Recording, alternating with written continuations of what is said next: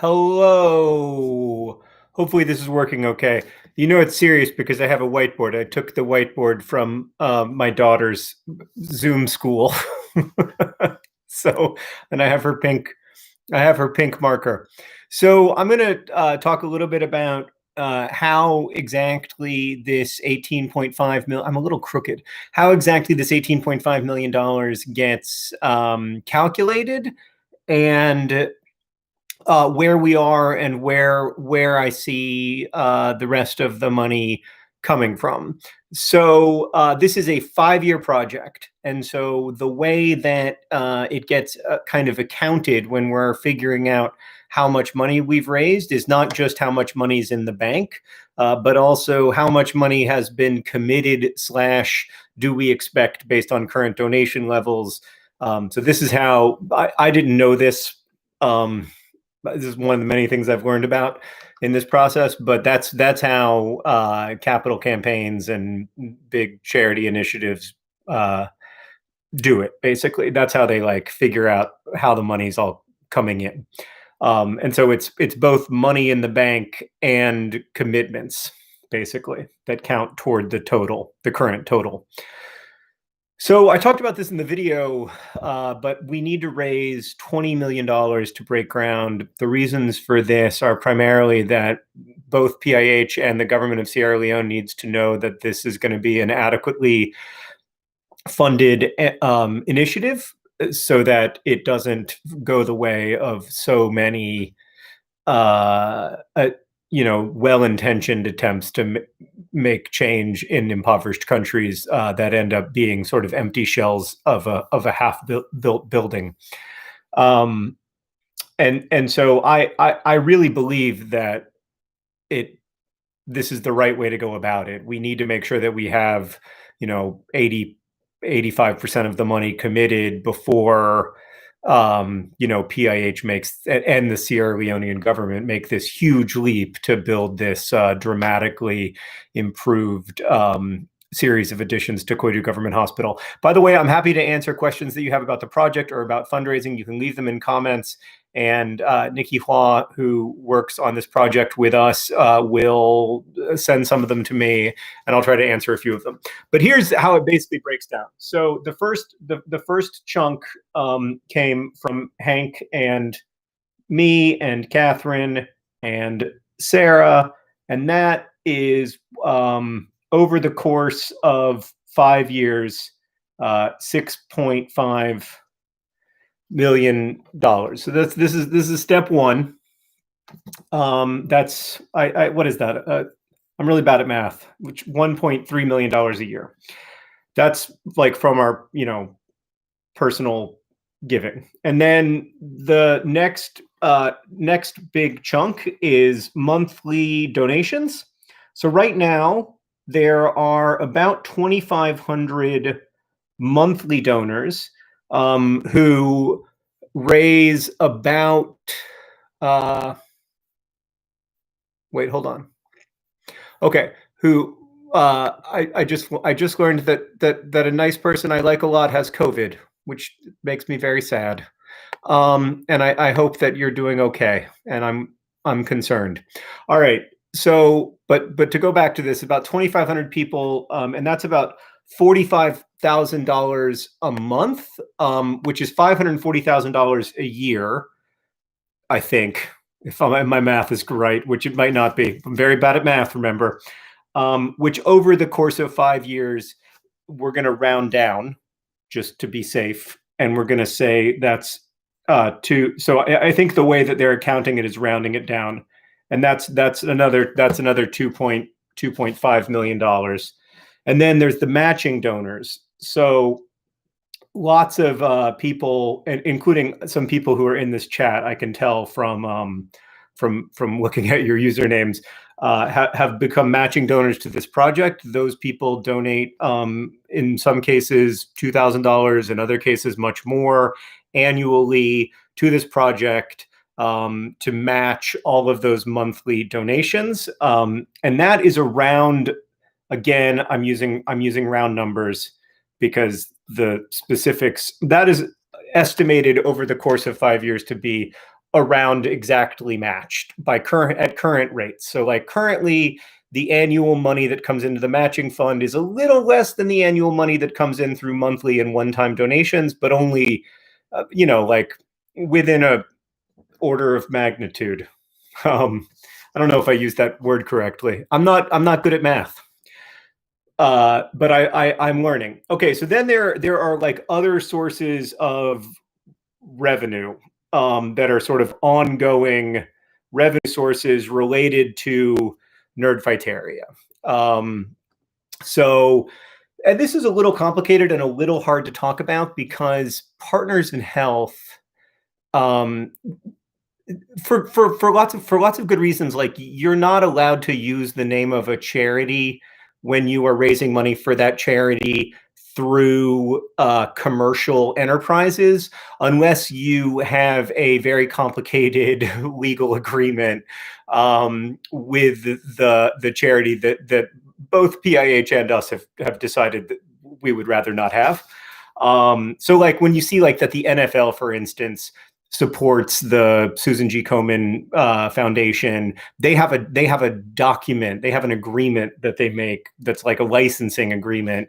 Those agreements are very complicated. They're especially complicated when it comes to like international law.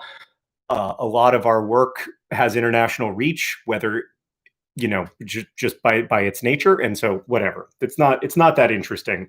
It's just a little bit of background, but like obviously lots of the things that we do that have a commercial component support PIH, like Life's Libraries is proud to support PIH, touring income, other things like that. That adds up to, or at least we are hoping that it will add up to, we are committed to making it add up to one way or another, $3.5 million over 5 years. So $750,000 a year. So that brings us through what is essentially like one way or another current revenue and expected revenue based on current levels of donation from within our community, one way or another, adds up to, well, these are all zeros, so that makes it easy. This is 0, 0, 0, and then I put a 2 up there, and that's 10, 12. That's, oh, look at that. It's $15 million, which is extremely helpful in being a round number. It's not completely accurate because, like, hopefully today new people will become donors. So this number will go up, and I think this is the main number that has to go up. So then there is the other number, which is how we get from 15 to 18.5. So there is one anonymous, very generous PIH donor who donated $1 million to this project. That was cool. Thank you. If we just have like 1.5 more of those people, then we can be there. And then there. Okay, so there's then another thing to keep in mind here is that okay, so then there is the I think I can say this isn't totally public because it's an unlisted video, but I think I can say that the Roald Dahl Story Company, the company that has the rights to Roald Dahl's books like Matilda, the BFG, James and the Giant Peach, Roald Dahl. They also donated $1 million, which again, very, very cool. Thank you.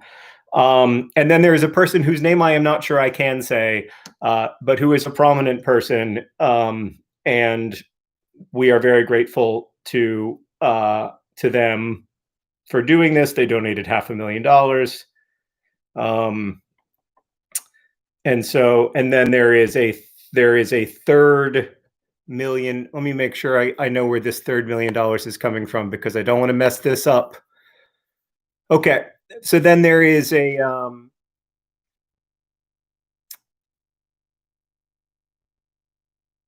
okay, yeah. So then there is another. Wait, what? Oh, okay, yeah. So that, and then there is another $1 million donation,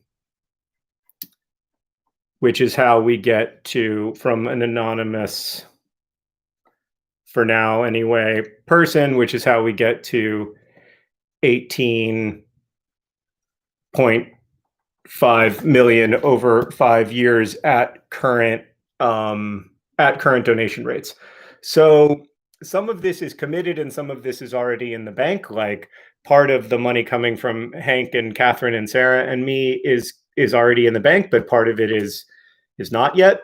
And then the monthly donations obviously are tracked out over the course of 5 years, assuming, I think they're actually, the way that it's accounted, this is a little bit in the weeds, but I think the way that it's accounted is very conservatively. So there may be an assumption that like that will go down over time, even though I think and hope that it will go up.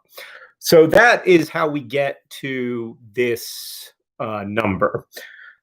In terms of what we have left to raise, it's $1.5 million, which is a lot of money.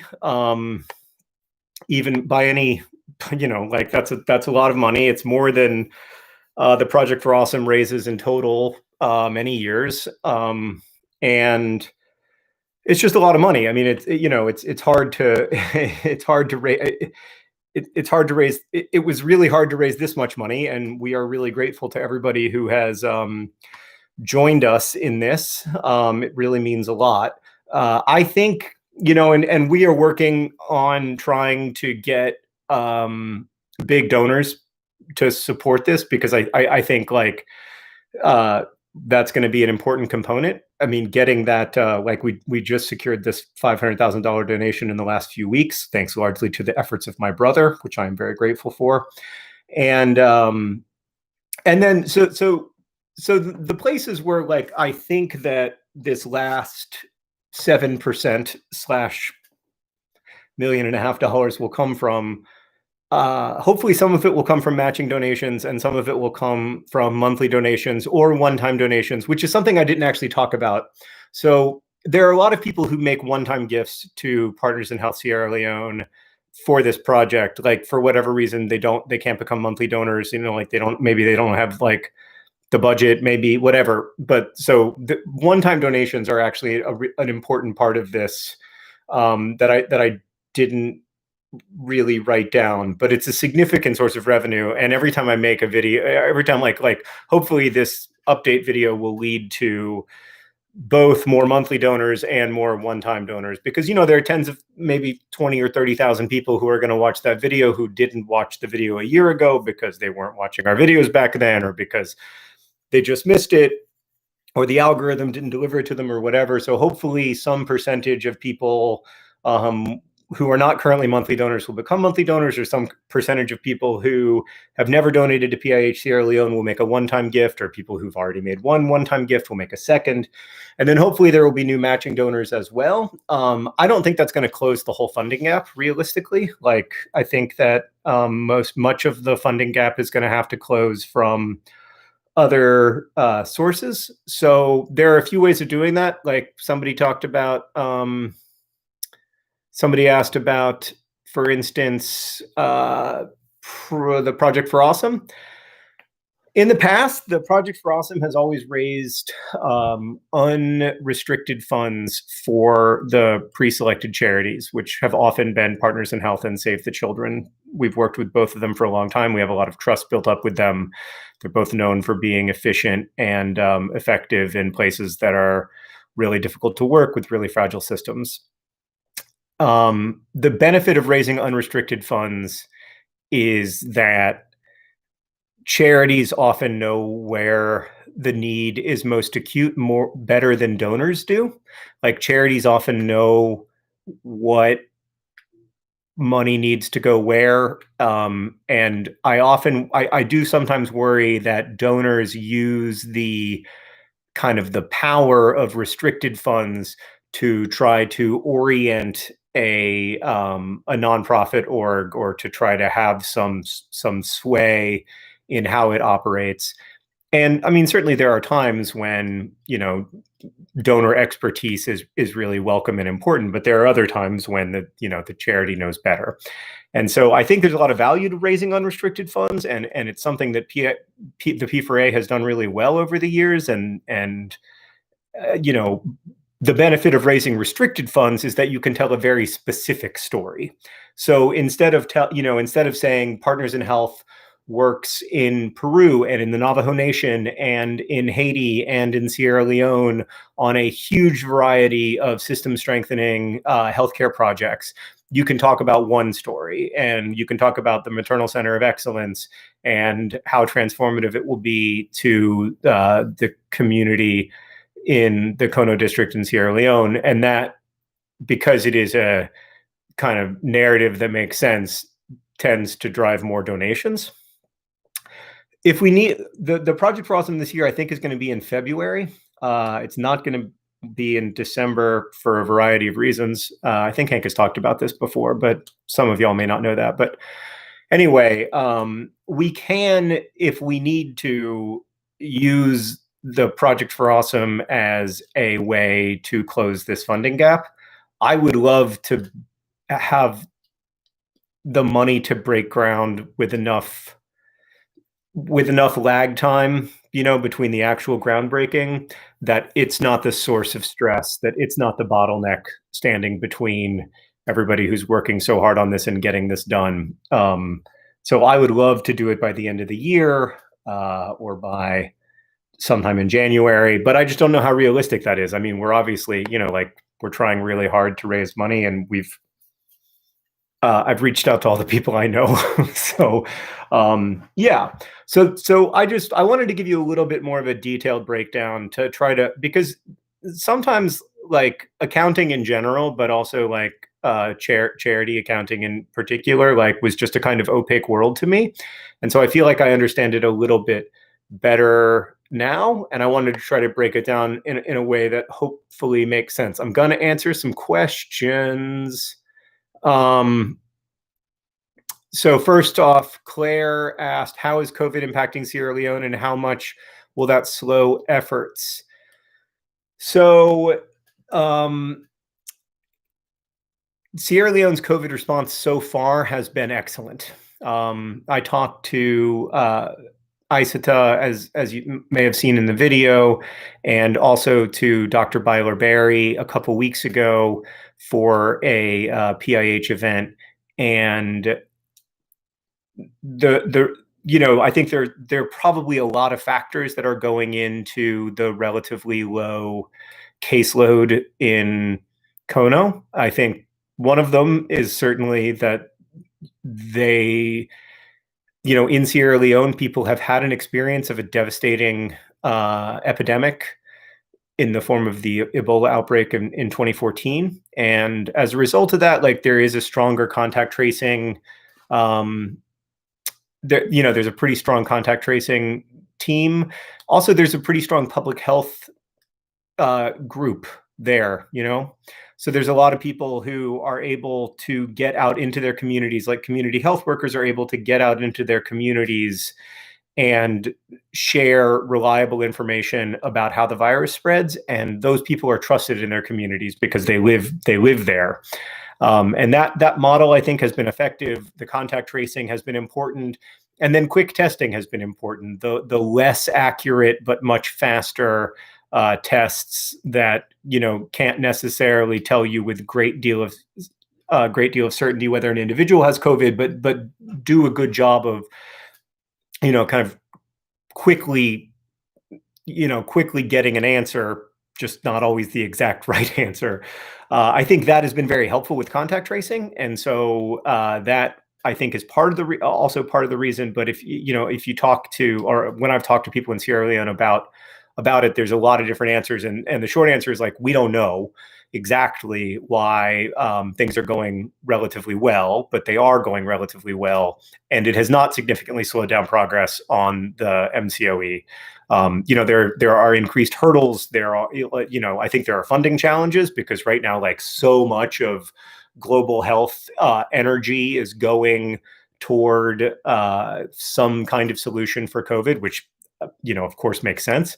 But I think that in terms of making the MCOE happen and making this sort of broad strengthening of the healthcare system in Kono happen over the next 3 years, like, that is still all on pace.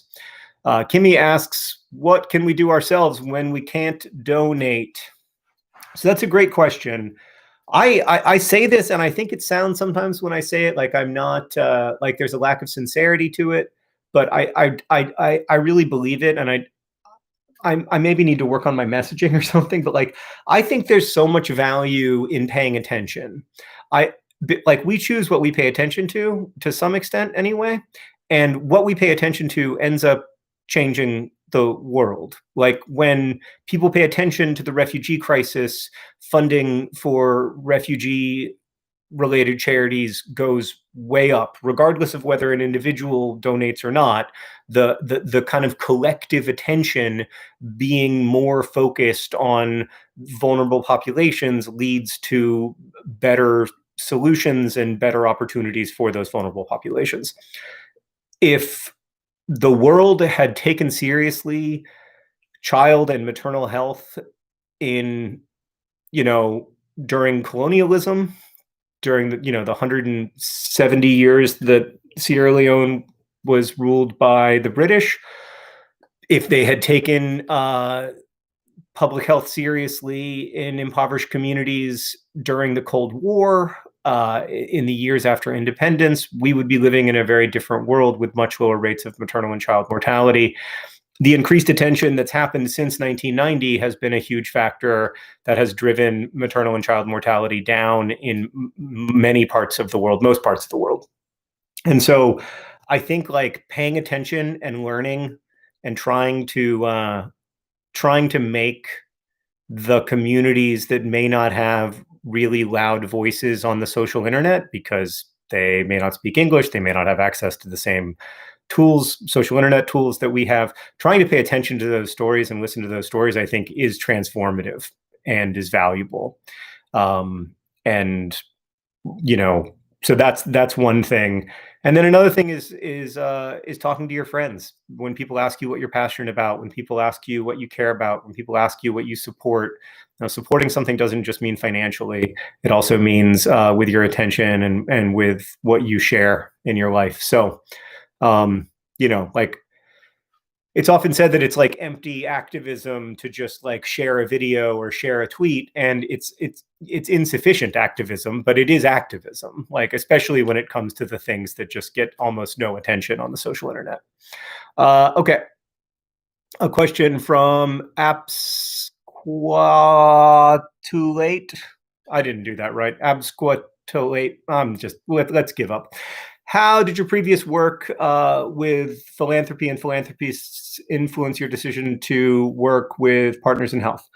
So when we were deciding where we wanted to make, a big investment, we talked to a lot of people about what charities are effective, but also who is really trying to, make big steps to quickly bend the arc of child health and health of vulnerable populations. And we heard Partners in Health again and again. Like I heard Partners in Health when I talked to people I know who are Haitian. I heard Partners in Health when I talked to my friends who report in Peru, or like journalists in Peru. I heard Partners in Health when I talk to people in Liberia and in Sierra Leone.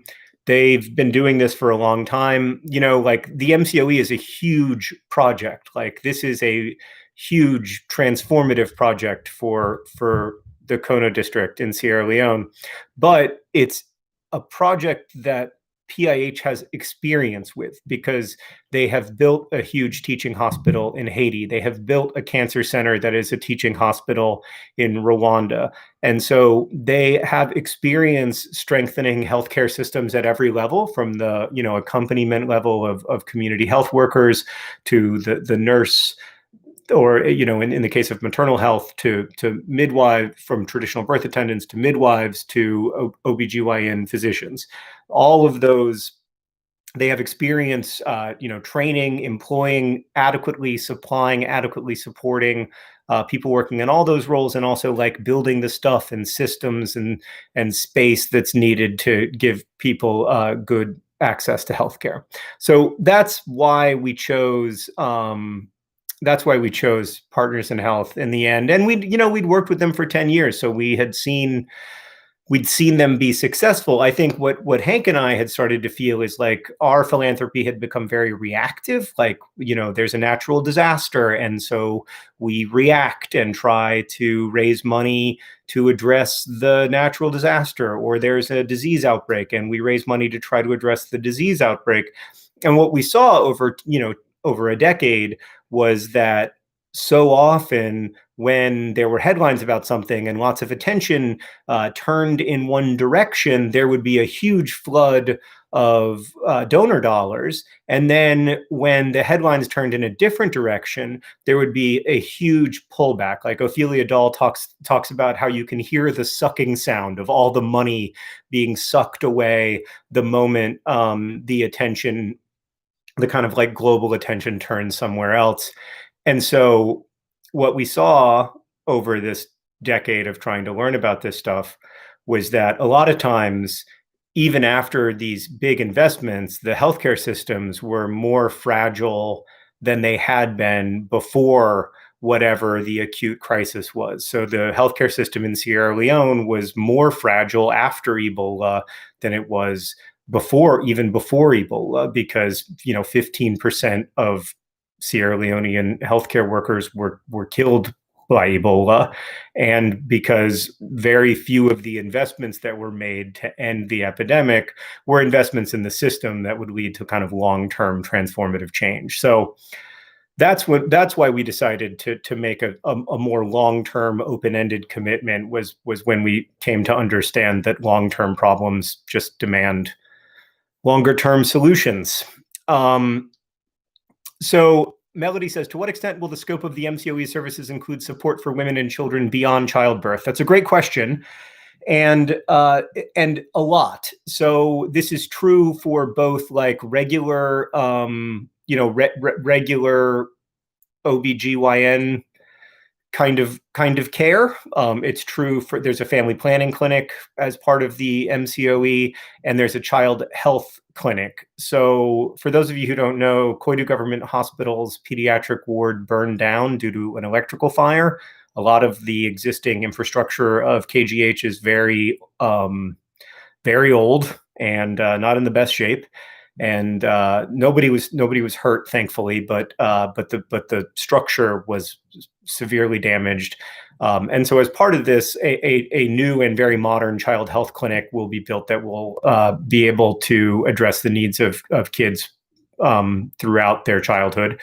But also the neonatal intensive care unit is a huge deal for Kono and for Sierra Leone in general, because right now there are no incubators. There are very, very few limited services available to babies who are sick for whatever reason.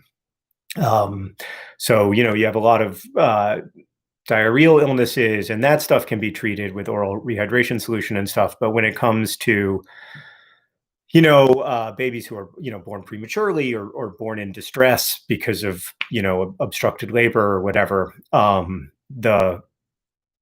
this is something that I saw when I was in Kono, and it was devastating. It was just, yeah. So that is a big deal to have a child health clinic, a neonatal intensive care unit, and family planning is a huge deal to have access to have the same kind of access to, to those choices that people in the rest of the world have.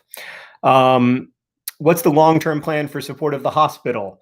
So the $25 million that we need to raise is a longish term plan, in the sense that that's what needs to be raised, not just to get the Maternal Center of Excellence and the child health clinic and the neonatal intensive care unit and everything else in the operating rooms up and running, but also what's necessary to run them for the first 3 years, 2.5, 3 years.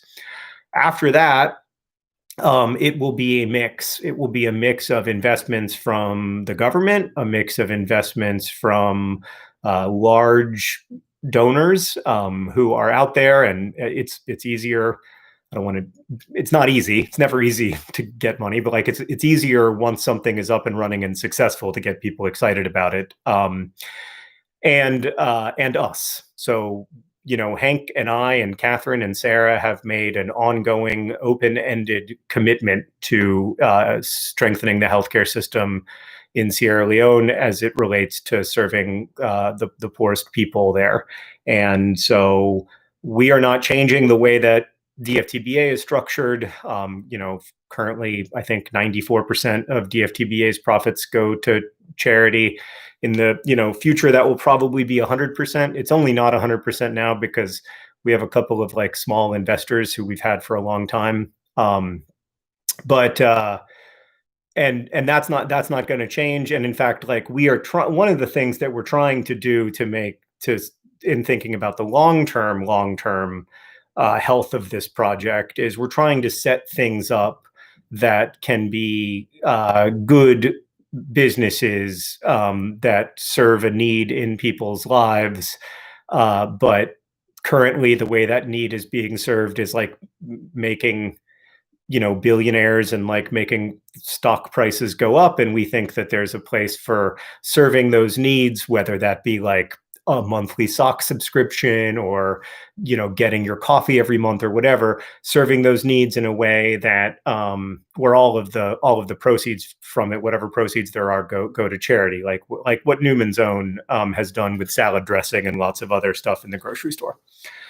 So that's one of the things that we are thinking about long-term ways to provide ongoing support, but like also some of that ongoing support will come from us, and directly or indirectly, whether that's from like money that just comes from us, or it's money that comes from us plus money that comes from touring and other commercial stuff. I don't know, but that's got to be part of the solution, because it's gonna be a while. The thing about as systems get stronger, it does. I believe anyway that it becomes a virtuous circle, and things kind of consistently get better. But it does take a while, and what I really don't want is I don't want to like drop off in the middle of that. So that's why when we talk about this, we talk about long-term solutions and we talk about making an open-ended commitment, because I don't want to name a day at which it stops. So I'm going to go through the money just one more time for people who are late, since I made this whiteboard with my daughter's out of my daughter's Zoom school whiteboard. So this is how did we get to $18.5 million? So right now, over 5 years, 6.5 comes from our family. Based on the current levels of where the matching donations are now, that'll be about, it's actually a little more than this. But it'll be about 2.5 million. The monthly donors are another about 2.5 million. It's about $45,000 a month, a little more, but about there. And then the other revenue that comes in is revenue from various commercial things, and that is budgeted to be $3.5 million over 5 years. That may, there are places where that may be challenging, but whatever, we'll figure it out.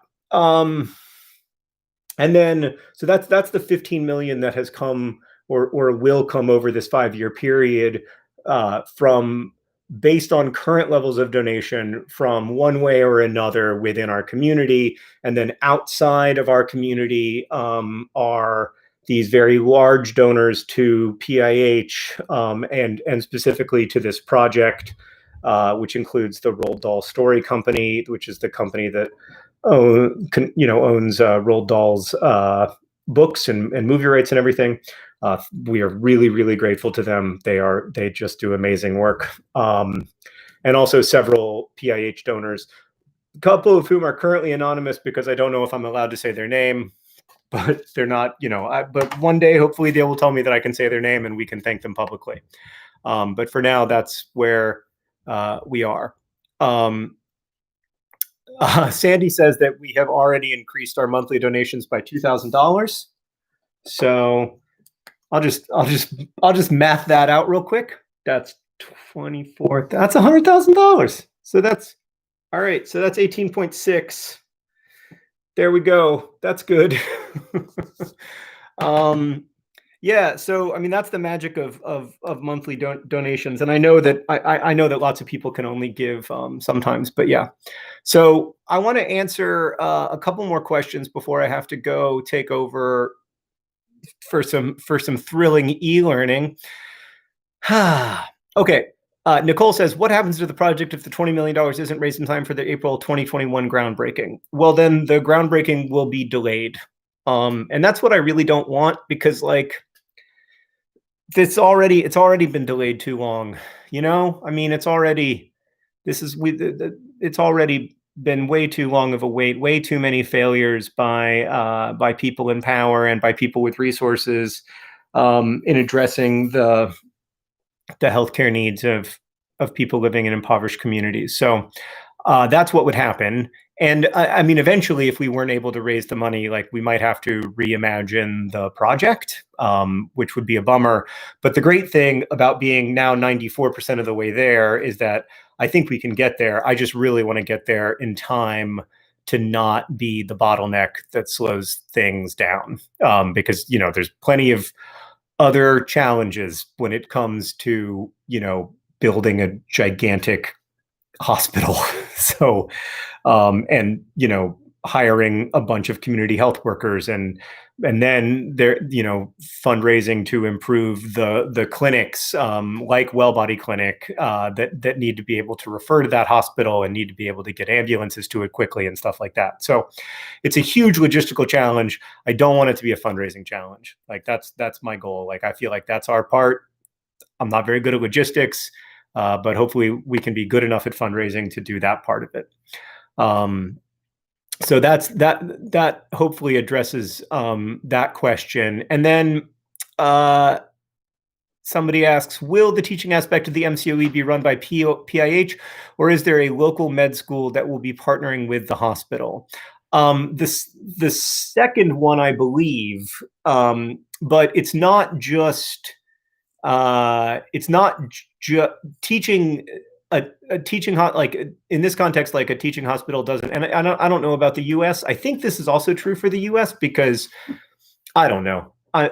Who am I kidding? I'm basing this on something that happened to me 20 years ago when I was a chaplain for 4 months. But when I was a chaplain, like part of the teaching hospital that I worked at was that they weren't just training doctors; they were also training nurses, and they were training, you know, they were training CNAs, and they were training chaplains.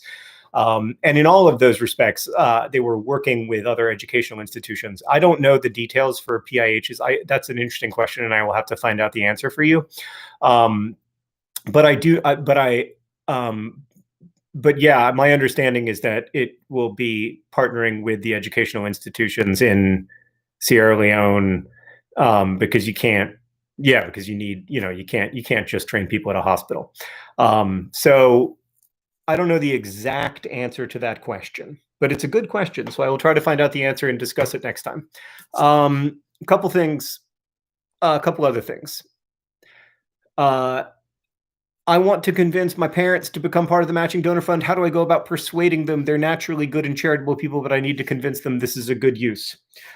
Yeah, so we have a one sheet that someone will link to in comments that I think is really helpful, that was designed by Nerdfighteria. Like our donors to this project work together to put together this one sheet that you can maybe share with your parents and say, this is something that's really exciting. And then if your parents, I don't know what their situation is, but if they're in a position to like donate a lot of money to this, then you know, I can also put them in touch with people at PIH. You can email me at sparksflyup@gmail.com. I can't always respond to emails. I'm sorry if I don't respond to them. I get I get a lot of emails, and I'm also just like a terrible correspondent. It's not just that I get a lot of emails. It's also that I'm bad at emails. But I'll try to reply. But yes, I think the best thing actually would just be to use the one sheet. I find it very convincing. Every time I read the one sheet that people put together, I find myself thinking I should donate more to this project. So thank you, regardless, for being here. And I really, really appreciate all of this.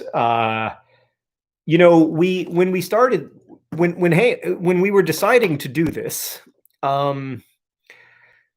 we had no idea how it was going to go, because we've never, attempted anything in terms of like fundraising or in terms of like following a story for a really long time. Like, we've never really done a long-term project. We've done a lot of projects where we make an investment and then we see how the investment works, and then, it feels done. This is very different, because it is such a long-term project, but also because it is kind of a long-term commitment. And it was, it was pretty intimidating to make that video a year ago and think like, well, we can maybe do, if everything goes right, we can personally do a quarter of this. And not knowing how it was going to go was pretty intimidating.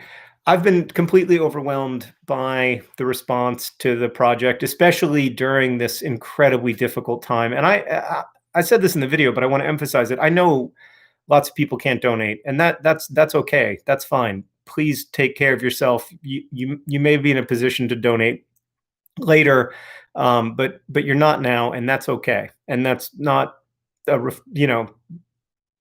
really is. I hope you feel that. But that so many people have, and that so many people have been able to keep their donations going even amid the horrors abounding in every direction has been such an encouragement to me. And I know that from talking to folks at PAH Sierra Leone, what an encouragement it's been to them as well. When a bunch of money started getting rearranged very quickly to respond to COVID, as is almost always the case, a lot of the people who suffered from that rearrangement of capital were people who have the least access to the means of production and the methods of power and the instruments of power and all that stuff. I really appreciate everybody who has stayed the course with us on this. It means a lot. And everybody who's talked about it, who's shared about it in their social networks, who's tried to call attention to the, inexcusably high rates of maternal and child mortality. So thank you. Thank you for all of your work. Thank you for being here with us. Thanks for giving us a seat at the table in your lives, and also for giving women and children in Kono district a seat at the table.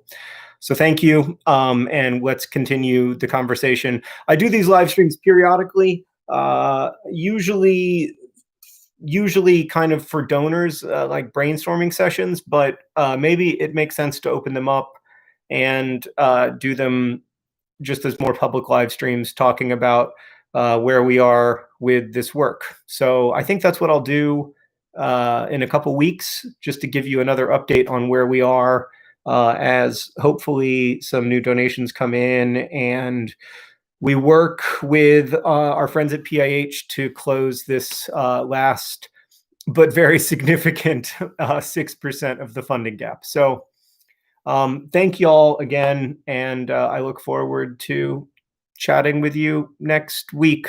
Probably not about this, probably about the Anthropocene Reviewed, but I will do a live stream about this in a couple weeks. Okay, this has been way too long of a goodbye. This is I believe this is called the Brexit goodbye, where I say I'm going to say goodbye and then I don't leave the live stream. Okay, goodbye.